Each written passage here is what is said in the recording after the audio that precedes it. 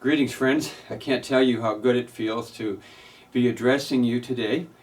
My wife and I, along with family members and other church folks, were hit hard by this COVID garbage the week before Christmas, and we're only now getting back to good health. That's why we canceled a couple of in-person services and went silent online for a bit, and it's why we're doing so for one more week. It is what it is, folks. We felt we couldn't offer Sunday worship with our diminished capacity, and as always, our emphasis is on the safety of our congregation.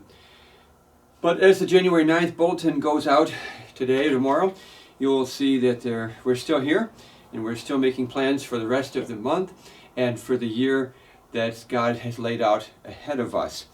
During the days of my confinement, I prayed a lot, doubted a bit, and sometimes gave in to times of discouragement with the ups and downs of this virus. Many of you have suffered worse and suffered longer from this and many other ailments. But what helped me during the darker hours was a reminder of what Romans 12:2 calls God's good and acceptable and perfect will. The Bible tells us about some things that are always God's will: personal holiness and gratitude, loving God with all of our heart, soul, mind, and strength, and acting justly, loving mercy, and walking humbly with our God, just to name a few. But if you notice, constant good health is not one of those things. Neither is personal happiness or the absence of problems. And even though God does have a personalized plan for us, that plan never negates or replaces His unchanging, overarching will. So even flat on our backs, we should be thankful, holy, and full of love for our God. My constant request during this time came from the Lord's Prayer, "Thy will be done on earth as it is in heaven," because I realized that a prayer for Thy will to be done is an admission that my will should be undone. And once you align your will with God's, He has you right where He wants you and right where you want to be. Remember, God resists the proud, but gives grace to the humble.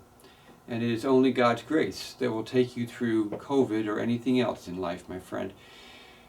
And that was a reminder that I needed as God preached to the preacher, flat on my back, and I'm hoping it'll comfort you as well. Again, thank you so much for your constant support and your love. Judy and I feel it. Thank you for your prayers. We need it. We covet continued prayer support for all of those that we know and those in our church family and within the sphere of our influence, and others that we don't know that are going through this terrible scourge.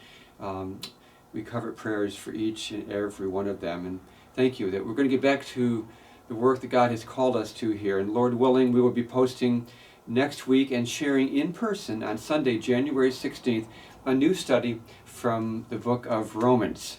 Looking forward to doing that with you, and God bless you as we make preparations to do so. Have a good day.